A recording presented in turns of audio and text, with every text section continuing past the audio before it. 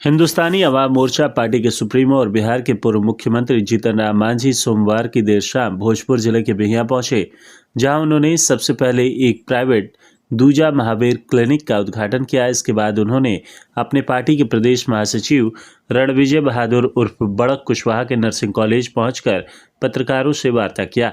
उन्होंने पीएम मोदी की उपलब्धियों को गिनाते हुए कहा कि मोदी देश की प्रतिष्ठा को बढ़ाने का काम किए हैं। बिहार में हम लोग लोकसभा के 40 सीटों पर विजयी होंगे।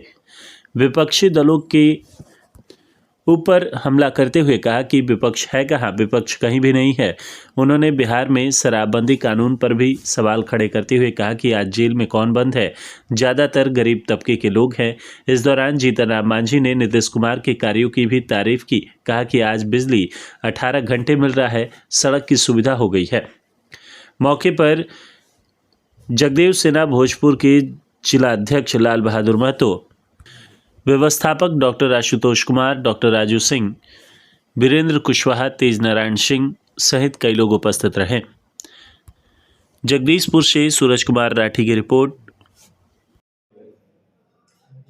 देखिए, ये धरती तो ऐतिहासिक धरती है ही है, और जहाँ तक हम लोग आज हैं, बाबू कुंवर सिंह जी का बहुत बड़ा योगदान रहा। लड़ाई में पत्थर सुतरता की लड़ाई का वही थे, और यहाँ जब हम आए हैं तो RMS नर्सिंग विद्यालय है, महाविद्यालय, जिसके संबंध में लोगों ने बताया कि यहाँ हर तरह की सुविधा है, और उसका अभी विधिवत सरकार से मान्यता मिलेगी तो यहाँ पर हम आए हुए हैं। और हमको ऐसा लगता है इस इलाका में नर्सिंग कॉलेज की आवश्यकता है, जिसको कि हमारे साथियों ने मिल करके पूरा करने की बात की है। और इसके पहले भी हम लोग एक दूजा महावीर अस्पताल बिहियां का भी हम लोग उद्घाटन किया है। तो स्वास्थ्य से संबंधित कार्य आज करने के लिए हम लोग यहाँ पर आए हैं, जिसकी बड़ी आवश्यकता है। आज खान पान, वायु प्रदूषण,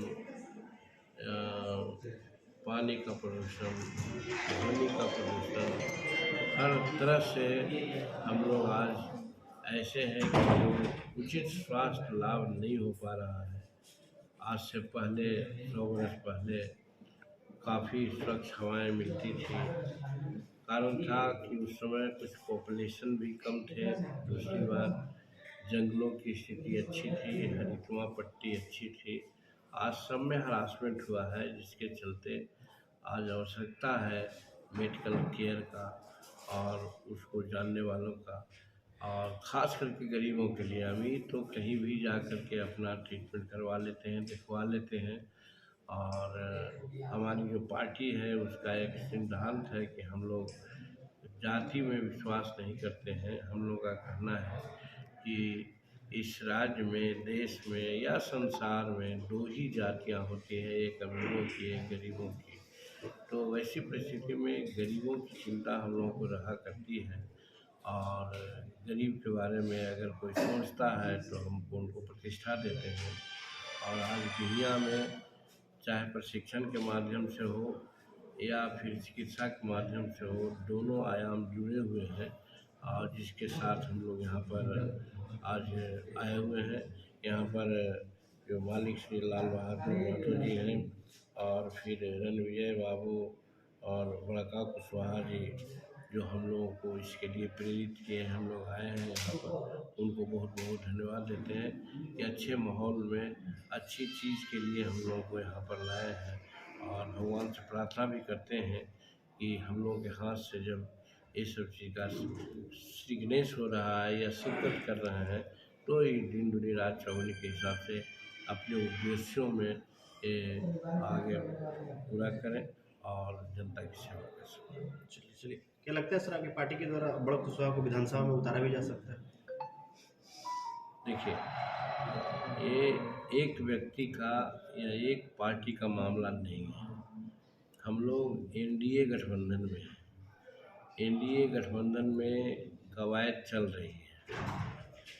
एक बैठक पहले हो चुकी है, कल भी बैठक हो रही है। कुछ लोग जा रहे हैं यहाँ से बिहार से, और उसमें तय होगा कि कौन कहाँ कितने सीट से लड़ेंगे।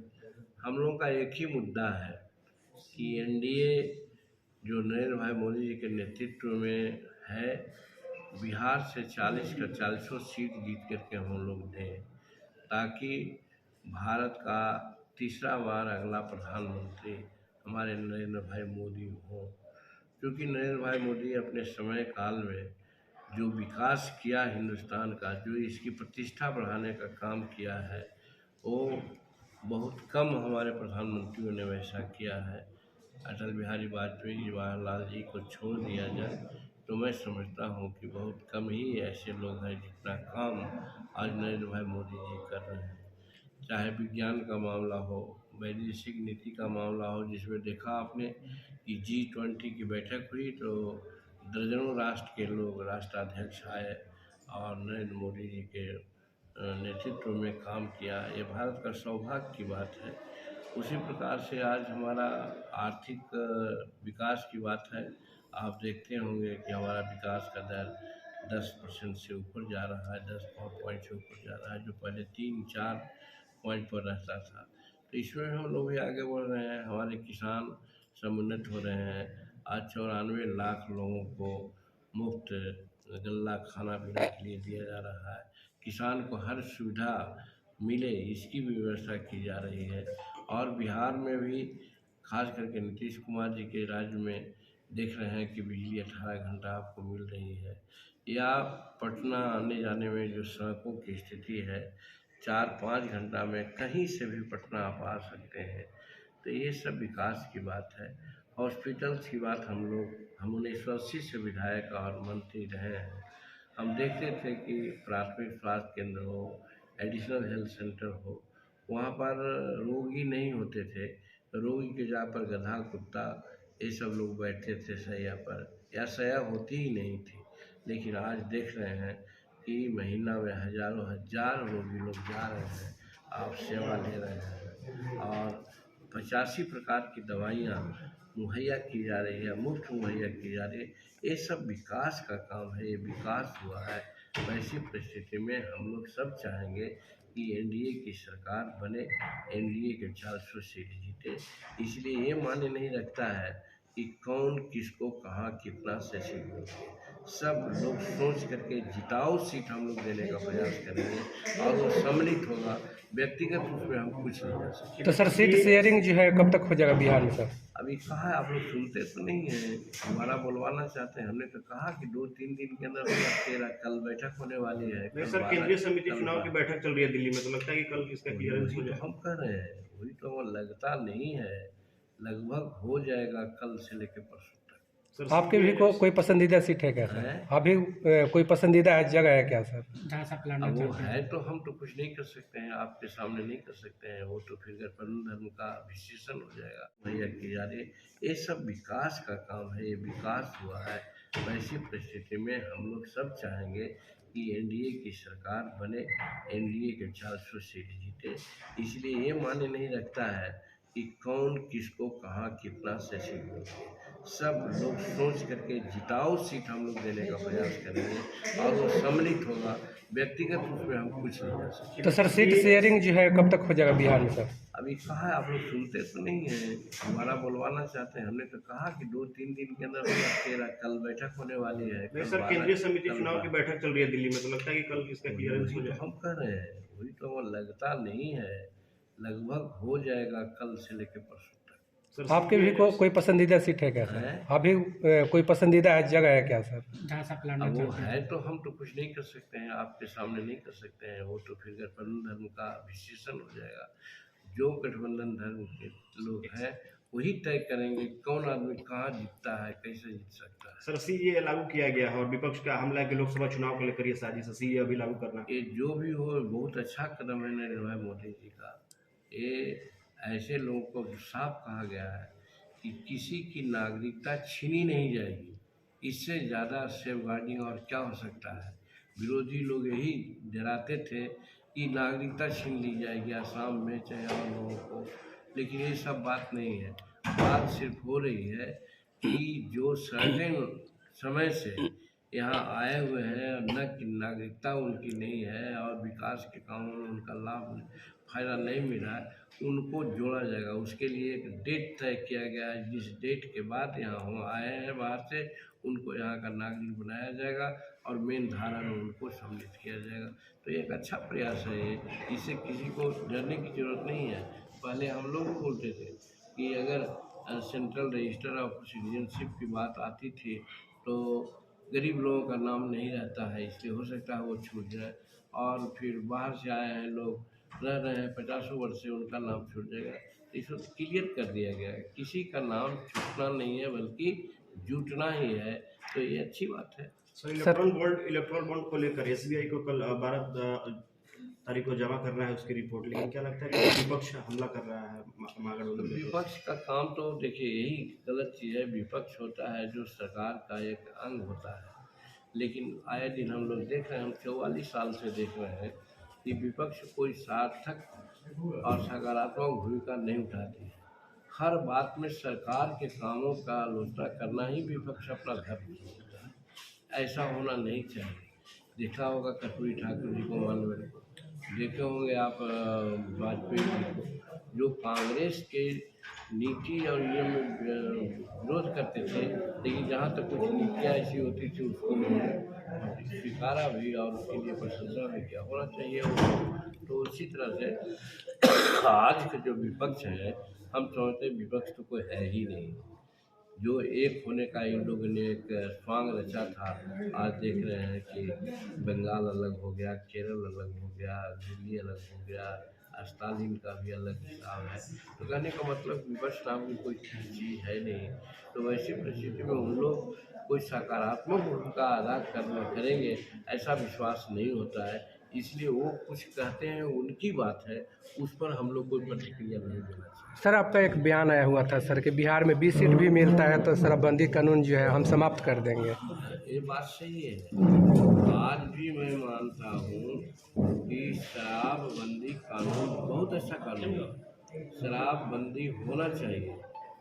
आपके सामने बोलने वाला आदमी 80 वर्ष का है और इसके घर में शराब चुलाई जाती थी, शराब बेची जाती थी, माता पिता तक शराब पीते थे, लेकिन आज इस 80 वर्ष में अपने होठ पर एक घूंट शराब हम लोग ढूंढ रहे। ये कोई कानून था क्या?